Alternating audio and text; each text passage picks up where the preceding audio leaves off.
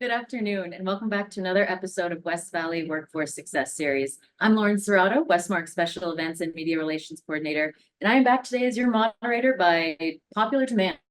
And by popular demand, I mean Kevin Duncombe asked me to be here. So folks, I am here. Today, we're going to talk about apprenticeships. And if you are one of our loyal listeners, and I'm sure we have many of them online today, you may be thinking to yourself, we definitely covered this last year. And you'd be correct. Last year, we focused on experiential learning and internships and how those benefit our students at programs like WESTMARC or Brazo. Today, we're going to talk about apprenticeships. What are they? How do they benefit businesses? And how does one get them started in their own organization? And what are those benefits? So we gathered the perfect panel today to discuss just that and much, much more. So without further ado, I'd love for you ladies to each go down the line, tell us who you are, what you're going to be talking about today, and who you represent. Let's start with you, Jo. All right, thank you for having me. And I guess I'm back due to public demand, meaning Kevin invited us. I'm Joanne Bueno, and I am the State Apprenticeship Program Director under the Workforce Solutions Administration at the Department of Economic Security. So basically, our office is the one that helps employers, industries develop, and of course, most importantly, register their apprenticeship programs. And I'm Shelly Seitz. I'm a program manager with the Center for Workforce Development at Grand Canyon University. It's a long one and a lot of letters when it's abbreviated. But I work at the Center for Workforce Development with the pre-apprenticeship, and we have two of those pathways. I'll talk more about those today. Hi, I'm Stacey Faulkner. I'm the State Workforce Administrator at the Office of Economic Opportunity. Again, a mouthful, so you'll hear me refer to our office as OEO throughout the day. In my role, I actually get to do several things. I get to manage the Governor's State Board or the Workforce Arizona Council, which comes with a lot of different regulations, governance, compliance, and then the other part that I get to do, which is the fun part, is lead a lot of the statewide workforce initiatives, such as Build It AZ, which you're going to hear a little bit more about later. Amazing. Thank you, ladies. Excited to jump into it. So let's get started. So Joanne, I'm going to give you the big task of setting us off, set the stage for us. So tell us, what is an apprenticeship? So let's debunk everything you know about registered apprenticeship, or at least you think you know about it. First and foremost, it is not a training program or certificate program. It is employment. It is a job. And therefore, by it being a job opportunity, it is employer driven. And employers and industry get the ability or the chance to be able to use this employment by patterning it or using a training model to make it more hardworking and more inclusive in the sense that in this training model, which combines the ability to Adulting 101 is one of our classes, we kind of call it. Because out of high school, you're probably not ready to get up at 4:30 in the morning to go be an electrician. That's a big change.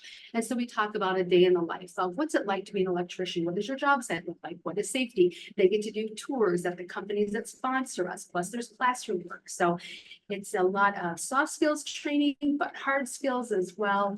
And it's getting them ready for the workforce. That was a mouthful. Amazing. Yeah. As a follow-up, how long has that been offered?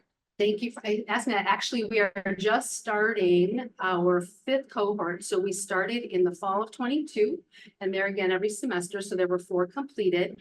But in the fall of 23, we also started an apprenticeship, pre-apprenticeship rather, for CNC machinists as well. And so now this is going to be the 3rd cohort this semester for them and the 5th cohort for the electricians. Amazing. Thank you. So can I just add, Lauren, that pre-apprenticeships are very valuable when it comes to registered apprenticeship programs, because it really does create that space for exploration for deaf individuals.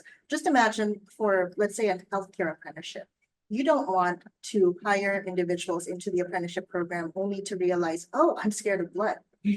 Right? So at the same time, with employers who just hire anyone onto their organizations, you don't want, you lose a lot because of that initial opportunity that was missed to explore that industry. So pre-apprenticeships are definitely very helpful, not just for the individuals going through it, that opportunity to explore and set their minds, but also for employers It reduces loss, attrition, loss and resources being done because of that. I love that. I just want to touch on something you said. You mentioned the value of it. It's almost undeniable for these students, for these people that are partaking in it. But with that comes the sustainability and making sure that there's development in this. So enter Office of Economic Opportunity. Stacey, I'm going to turn this to you. What does your team do to make sure that there is development and sustainability for these programs? Yeah, so OEO, the acronym, we do all the things, to be quite honest. Our main role is to serve as the convener. So in, by state statute, we will pull all of the appropriate partners together, inclusive of industry, community colleges, registered apprenticeship office. And if I could just reference Build It AZ as one of the major examples, when the governor announced the Build It AZ initiative, our office through the Workforce Arizona Council was really charged with developing the initiative. So we quickly had to pull together work groups, which were comprised of employers and different government agencies, nonprofits, education. We had to develop this work group so that we could put together a project plan to tell everyone how we were going to accomplish doubling the number of apprentices in constructions and trades by 2026. So through that, convening, we developed project plans. We were able to identify funding mechanisms to support capacity building. And, a list of other opportunities that became available. But really, just being able to pull the right people together. We don't necessarily try to educate on the process because Joanne and her team do a fantastic job of educating the community. But we do want to be able to teach them how to make these things happen through our network. And one thing that I just do also want to mention about pre-apprentices is through OEO as being that kind of statewide convener. Early on, when GCU was developing their pre-apprenticeship programs, we said, you've got to get those programs on the state eligible training provider list, because once they're on that list, then all Arizonans, no matter the age demographic, they have access to those programs as a career pathway. So I think at the early onset of Build It AZ, we were able to work together and really provide the information. So those programs were approved to be on that list. So just a little plug for GCU. They're active. Anyone can access them. And like Joanne said, it is absolutely employment friendly. Just to clarify, you can touch on that list. What is the list? Yeah, so the eligible training provider list, again, we love acronyms. We call it the ETPL. It is the list of approved training providers here in Arizona that our network of job seekers that look for opportunities through the use of the WIOA funds. They can hop on Arizona Job Connection. They can look at the list of approved training providers, and then any of our 12 local areas could potentially fund any of the trainings or the programs that are on that approved list. So good news is that all registered apprenticeship programs are automatically approved to be on that list. However, the employers or the sponsors would need to sign up for it, but knowing that they are automatically approved to be. Nice little pathway there. I know, Okay. it's almost like they talked and they planned this very well. Perfect. So following up on the businesses and their benefits by offering these registered apprenticeships, touch on that and what really is the main benefit of having it and offering it. Community-based organizations, all of these different individuals that are interested, but how do we make sure that we're putting industry at the forefront and doing and creating everything around industry needs? And so we have a simple model to where we have outlined roles and responsibilities for many of the different organizations. So for example, OEO, we're the convener, we're the project manager. We are the grants office when we want to pull together opportunities for some maybe new or existing registered apprenticeship programs. Then we have the community colleges, obviously universities who are responsible for partnering with industry for the curriculum development. We have the local boards. There are 12 in Arizona that provide support service, wraparound services or could serve as the sponsor for registered apprenticeship programs, right? Or the administration. We have industry, obviously, which all of this should be being developed around those needs and those occupations that are growing and thriving. And then we have community-based organizations that is kind of a second prong that could essentially provide wraparound support services or some of that community outreach in those rural communities or tribal communities to ensure that we're reaching those underrepresented, underserved populations. So it was really just being intentional and pulling together all of these different organizations and making clear defined roles and responsibilities. So we weren't duplicating the work, we're stepping all over each other and really able to kind of move the needle forward as we move forward in creating new programs. So a real emphasis on collaboration there. Absolutely. Love it. Absolutely. So Shelly, jumping back to what we were talking about off camera, a little bit about Austin, Texas. Mm. Haven't been, want to go. So how does that relate to GCU? We talked about it a little bit. I was like, where's the connection here? So tell me a little Sure. bit about GCU's expansion. Sure. So to talk first about Phoenix, of course, because we're all vested here. Yes. But we are expanding in the way that we're bringing in more students this semester. So we have a record number of students that are coming in.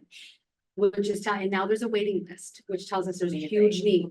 So this is my shameless plug for companies to please sponsor us because we only allow or give so many scholarships to come in as who will hire them on the back end. Oh. So we're working with companies, the electrical contractors, the CNC machinist companies, in order to get these people through class and then working from there. So we're expanding in that. The other big word on the scene is semiconductor. And so we're developing that curriculum as well. So that is going to be one of our next steps. And so we're working on it, expanding that as well. So that's another way that we are expanding to help more people, help more industries. And we just met with a company yesterday who was giving us feedback and that there was another opportunity for a different type of construction. And we are all about, absolutely. Do you have an idea? Great, bring it to us. Are you going to help us? Are you going to help fund that? Because the other piece of it is that, remember back to I was saying that they had to hire almost double the amount of employees because of attrition. But if we're providing those vetted students, people to then go work for them. It's amazing. Awesome. I do want to encourage our listeners. I know I'm going through all the questions here, but I encourage you to drop questions in the chat. What do you want to know? What do you want to hear from our panelists here? So please feel free to drop those in there. I'm going to jump back here. We're going to talk about collaboration. We talk about how just getting your foot in the door with GCU or how important it is that we're not repeating the work, stepping on toes, as you mentioned. Talk a little bit more about OEO's work and collaboration. Yeah, so I kind of want to go back to the beginning of Lit AZ because I think that was really a true, it really allowed us to take a project manage it to the point where we could get to some significant outcomes and reports. So when Build It AZ was announced, we had 90 days to put together a project plan after it was announced. And so we quickly pulled together work groups. And, it was the very first time that I did that statewide. And we had over 45 individuals that wanted to be a part of this initiative. So pulling together that work group, we were able to really break it out into like subgroups that were focused on the different priorities of Build It AZ. And through that work, we developed a project plan. And so continuing to project manage Build It AZ, we were able to kind of dive into a lot of those different priorities. So we said that we were going to include new members that represented construction and trades on the Workforce Arizona Council. We were able to recruit and appoint 2 brand new members that are in that space that can help guide some of our strategic planning and priorities. We said we were going to develop a grants office. We set aside $750,000 to do that. And today we have a grants office to where we are going after grants to support workforce development, specifically registered apprenticeships for this initiative. We said that we were going to develop some outreach campaigns. We are starting that. We're about a year into the initiative, so we are doing that outreach. It's in phase 1, but really what we need to understand is we need to figure out where everyone is at. What are their needs? We need to survey employers. We need to learn more about capacity. Because what we don't want to do is involve or do too much to where we're oversaturating the workforce. And we've put all of these individuals through some type of a training, and here they are, without a career pathway or sustainable employment. And then I'm sure everyone on the call is aware, but we released round 1 of capacity grants. And so we were able to award 5 employers or agencies grants to expand or develop new curriculum to support registered apprenticeships and apprentice enrollments. So initially we had set aside 500,000, but the proposals were so good, we ended up giving out about 650,000. We had about 13 different applications, I believe. So we awarded 5, and the last piece to this is really being able to develop dashboards and reports to show all of the progress and all of the outcomes of the initiative. So our office is also currently working on that as well. Amazing. So you mentioned having that fear of doing too much. I can imagine through this whole process, there is the challenges, the speed bumps. Talk a little bit about that in that process. Yeah, so I think, just if we're investing, for example, if we have a single employer or a union that we're working with and they need 200 people, we want to make sure that we're giving them 200 people, but we're not necessarily giving them 400 people, because we don't want to inundate the industry, right? We want people to be successful. And then I think the other piece to that is we need to be careful and cautious of what funding is available to support these efforts.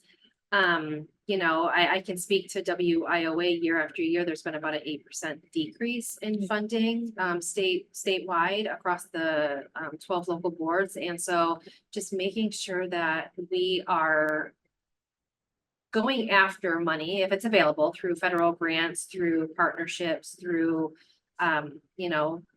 nonprofits, whatever the case may be, but ensuring that we are building a system rather than just throwing funding at organizations and setting them up for failure because they can't handle the capacity or the individuals that they're about to see come through their doors wanting to join the effort. So I think those are the main 2 things that we're super cautious about right now. And what plays a role into that decrease? And on the other end of it, how do you increase that? So for WIOA specifically, it's a lot that has to do with the unemployment rate. So it's not, the 8% decrease, whenever you have funding taken away, it's hard to handle because you're like, no, we need that money. But I think it also represents that we're putting people to work. Yes. And so that is a significant milestone to be proud of. We're not getting the funding because we're actually doing what we're supposed to be doing by getting people jobs. Yeah. I think you hear that 8%, it's like, but then you mentioned, it's a double-edged It's a sword. good indication. Awesome. Joanne, jumping to a little bit of what different options are. We see a perfect example in GCU.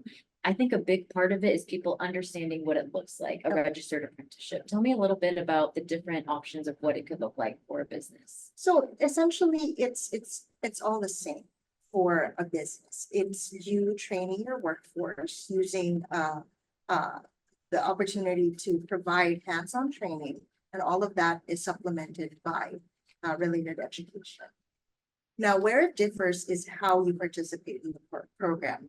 Employers may be able to sponsor their own program, which means they do everything: administration, recording, tracking of hours, appointing their subject matter experts, providing the training themselves, or they could partner with like CCU or community colleges, or even their own career technical education districts in their high schools, local high schools in their communities, or even online learning or a trade school. These employers, if they realize, oh, we don't have the bandwidth for that, we think it's too much work and we don't have the bandwidth, they could also choose to join multiple employer programs. We have the ones like with City of Phoenix, their workforce board that sponsors a multi-employer program. And essentially, they are the ones doing the administration, and the employers are only partners, providing their workplaces as the venue for the on-the-job learning.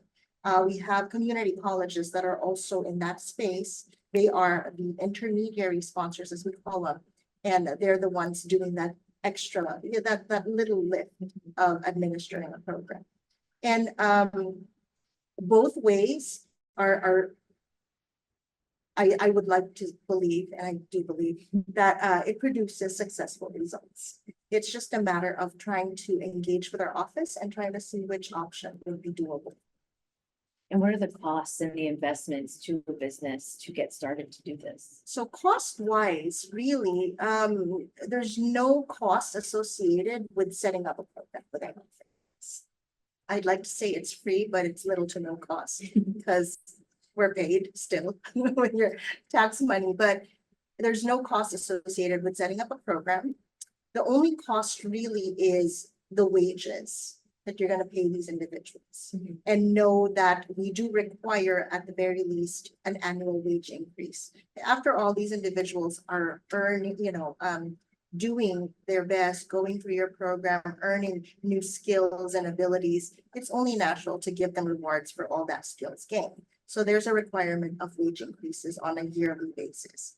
So pretty much that's the cost. And like I said, there's that opportunity to be on the eligible training provider list, which allows for those individuals to try and qualify for funding through WIOA, to try and qualify for funding to offset costs for that related instruction or the purchase of books, materials, personal protective equipment, and all that stuff.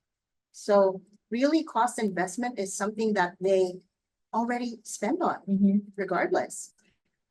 What's interesting too, when you mentioned a while ago, the loss of due to attrition, through the American Apprenticeship Initiative, this was a study done that for every dollar that an employer or industry spends towards apprenticeship, they get $1 and $1 back in terms of reduced waste, reduced turnover. And in fact, because the apprenticeship program does a great job of engaging employees, and therefore retention rate is high, it increases also employer innovation and just your employer culture, your employer's company culture is increased. So I think that's a win-win, right? For sure, the ROI is there, the return on investment is there for sure. Amazing. So Shelly, jumping back into the benefits to students, I would love to know the insights. Now that we're in our 5th year, you're seeing how the students are going through this program and how they finish as opposed to how they started. Can you talk a little bit about that? Yeah, as I had kind of mentioned before, on the back end, when we don't call graduations, it's not like a traditional graduation, it's a completion ceremony. But it mimics a graduation. So they come across the platform. They're bringing their families, girlfriends, boyfriends, whomever, significant others. And we started small and now we're in the arena. Now we're not filling the arena, so I'm not trying to put something out there like that, but it's a lot bigger than it was. And to see the difference of the students that started, I'm not sure, a little timid, I'm going to college, I never thought I would, it's a big campus, can I do the work? I mean, they're coming to class Tuesday through Friday from 4 to 7, 3 to 7. They're also holding down jobs, a lot of them, and then homework. And I remember most of them out of high school. Now we have some people that have come through that are re-careering, which is an incredible opportunity because so many, when we're 18, 19, we think we know everything. And then by the time we turn 25, we realize we really didn't. And so then they see the value of it, and then it helps change their life as well. And by that time, a lot of them have families. So all that said, I get to be on the platform and shake their hands when they come across and their names are read, just like a graduation. And I'm getting a little welled up because it's so great to see each person that comes up. I know the story behind the face, behind the eyes, and it's so exciting to see them flourish, to see that they have a trajectory. They know where they're going. They're going for employment. Now, I would be remiss if I didn't. I mentioned Rosendin earlier. We're so grateful to them, but we have other very strong employers that are also supporting us. who also come to those completion ceremonies. So it's really great to Oh, that's see awesome. that, but it's Corbin's Electric as well, and AEC. Milwaukee Tools outfitted our entire classroom with 80 tool bags and tools. Rosenden built the racks. DeWalt Tool is supporting for the CNC machinists for tools. It's just incredible to see other companies are coming on board. But it's union and it's merit-based. We don't care. We just want people to work. And so to see them now walking the jobs, and many of them keep in touch with us. On my phone, I get messages, I'm at such and such job site now. They do a selfie of them in their hard hat. And it's so great to be in their lives, but to see them flourish at the bottom line. And they're changing their families. And we have them come back and talk in the classroom, which is really great. They've come back and talked to our advisory board. That's another way. How we're expanding. We have an advisory board that meets every 6 months, and it's very active. And those companies, and some that aren't even supporters, but they just support us verbally, the curriculum, however, we meet and we take directive from them, and we can pivot our curriculum, we can pivot whatever we have to do to be relevant. It's amazing. And it's so important for these students to have that opportunity, because without it, like you mentioned, they're in class. I don't like the typical, I don't know what I'm gonna do in the future type of thing. And it's so important for all groups and all types of students to have that opportunity, even the talking about the underrepresented or the underserved groups.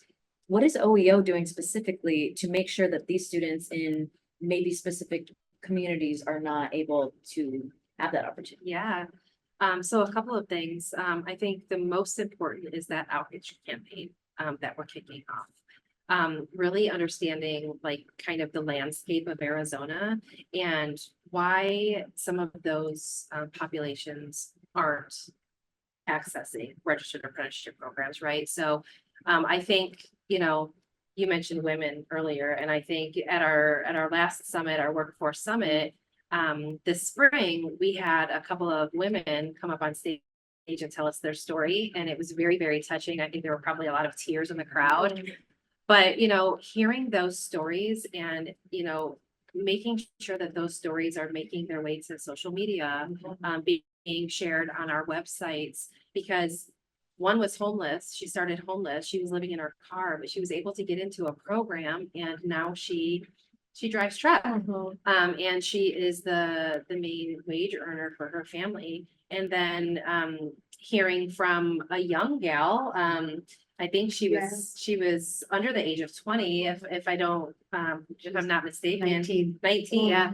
But she wanted to be the first in her family to actually do this and earn a high wage and show that she can do it, and so others can do it. And so really leveraging those opportunities to tell the story, while also understanding what some of the barriers are for some of those populations, and how can we do better to serve them?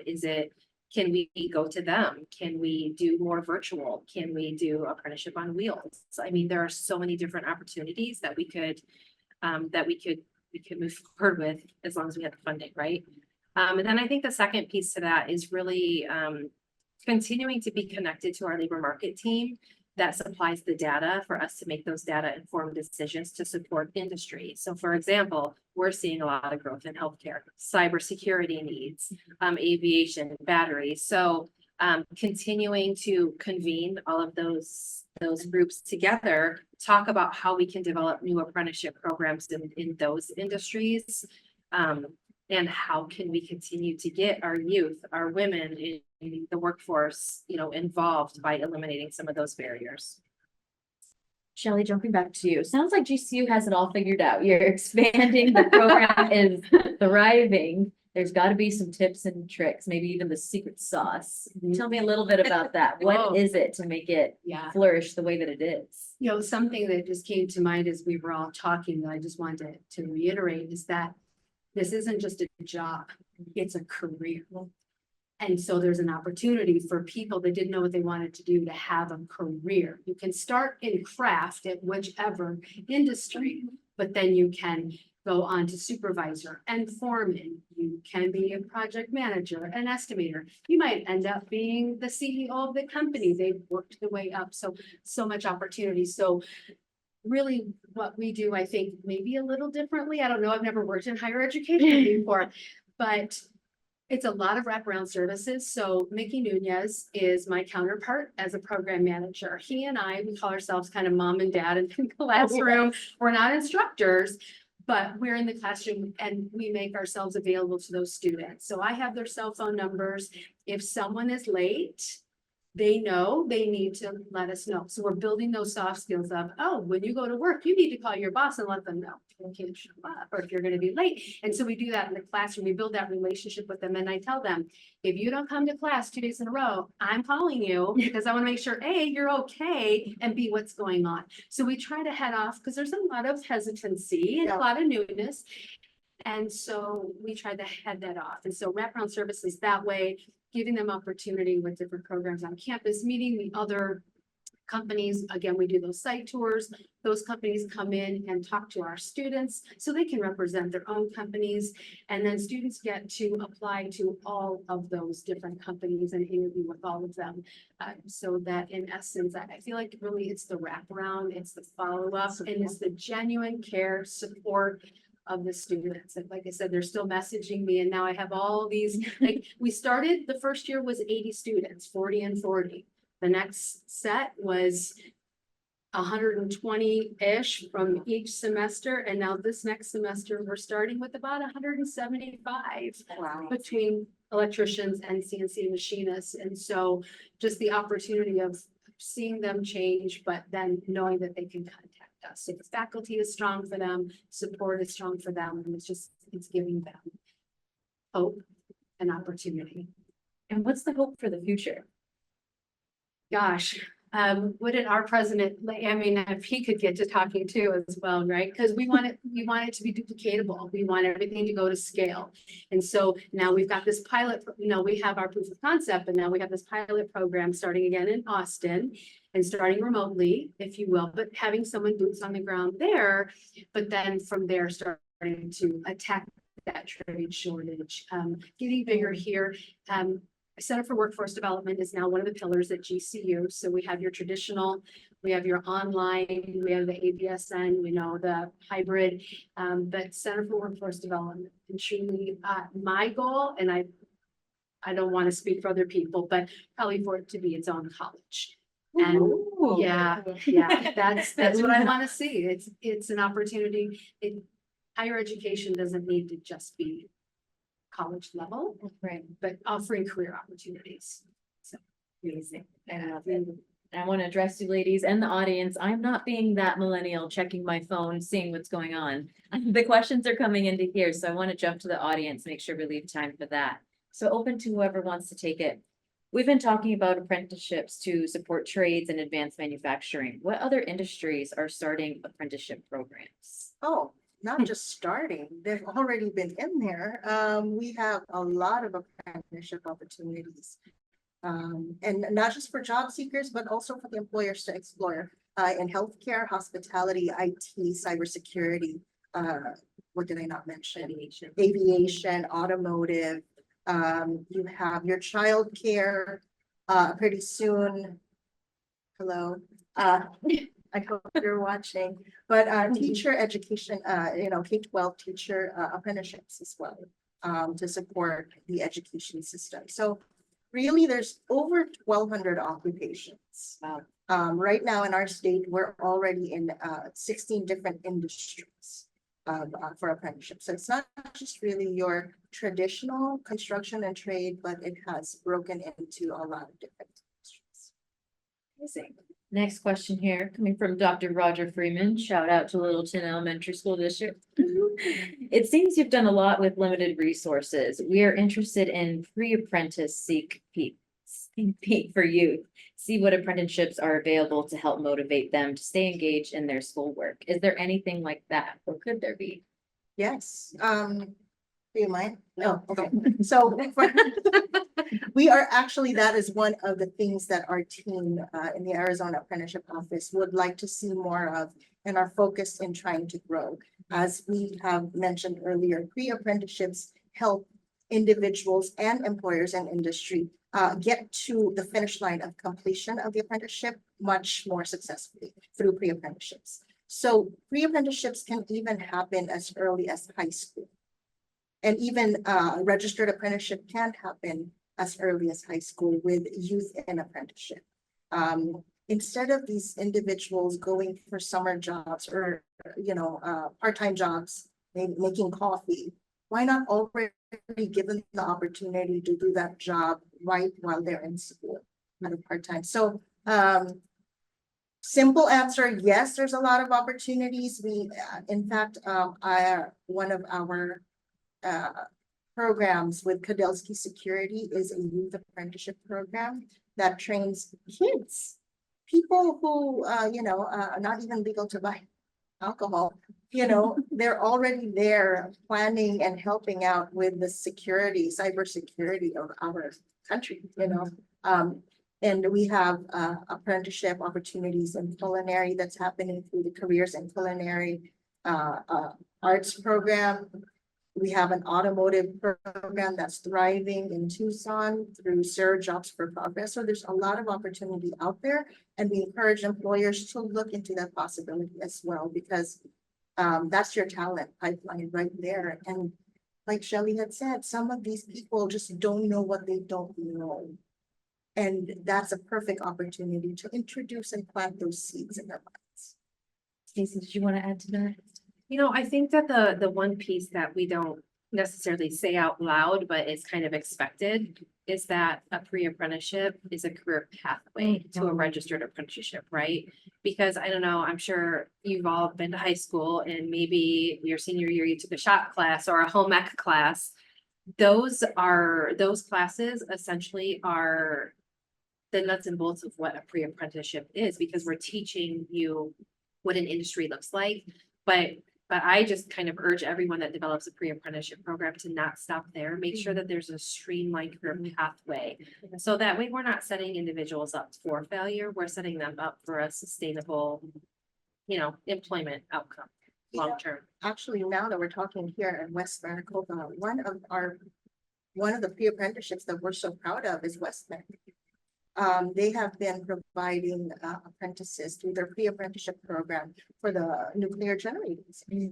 And through that as well, just recently, they have announced that they are providing pre-apprenticeship for semiconductors, and a program that we have with TSMC through the city of Phoenix. So there's a lot of opportunity. It's real, it's happening. Employers, we encourage you to look into it. There's so much, like Tracy had said, there's a lot working together, collaborating to be able to help industry, but we can't really get there without industry stepping in and making a commitment and engaging with us.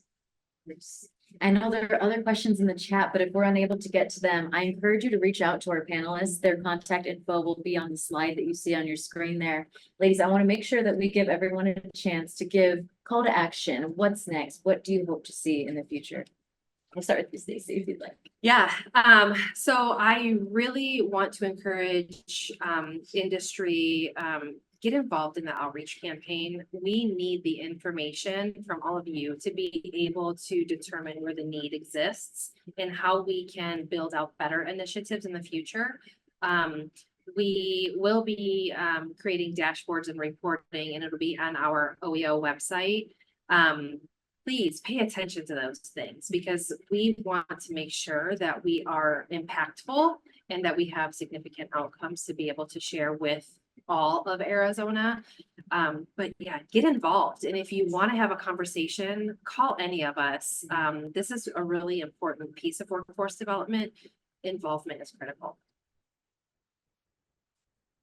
I sound like a broken record, but we need more sponsorship. But honestly, to the people that are watching, engaging in this today, it's who do you know, and to talk about that, to have those conversations when you see a young lady or a younger child, regardless of gender, in junior high, and they're doing things around the house with their hands. Promote that, and just exploit that and let them know that that's potentially a career opportunity for you. You don't have to necessarily talk about, do you want to be a doctor, a nurse, a teacher kind of thing, and just having those conversations. So again, that light bulb goes on early. If they're good in STEM, then they're great.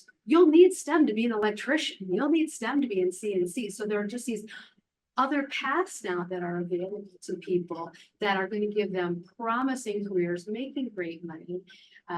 So it's the reach that we don't necessarily have because we can't be everywhere. I mean, GCU is also now in junior high. It's called Thunder Vision. So we're connecting with the junior high, but there are a lot of other people, your neighbor, your nephew, niece, whomever, your sister who hates her job and she wants to re-career and she's 35. Come to class. We had a gentleman that came out of retirement and came back into the classroom and he was one of our students. And when he completed, I think he was 68-ish. And he's working as a machinist. So, yeah, I mean, it's for everybody. And that's a great point. I think when you talk about registered apprenticeship programs, people think that they have to be young, right? They have to be 21, 22 or younger to join a registered apprenticeship program, but there's no age limit. It works for everyone. It is employment from day one. So I think just really understanding registered apprenticeship and continuing to educate is extremely important as well. Absolutely. So just one thing I'd like for everyone to take away, well, actually two things. Industry, we need you. This is for you and this will ultimately benefit you and all the lives that you'll be touching. I'm gonna use my rocket ship right here. So just like this ship, apprenticeships launch you forward and upward. And really, it's not just you, the employers or industry are launched forward, but the individuals you touch, but most of all, the communities, the state, even the nation from which they all live and prosper. So let's rock it with apprenticeship. That was a perfect way to end. I want to thank you ladies for the conversation today. It is so important. I again want to thank the audience for tuning in today, for your continued support of WESTMARC and the entire region and workforce. I encourage you to check out our website at westmarc.com under West Valley Workforce. There are so many resources on there. You can find the reruns of these episodes that I encourage you to share. We're not just here to talk, please share. And next time we will talk about professional skills or soft skills, if you will, on November 20th. Again, thank you.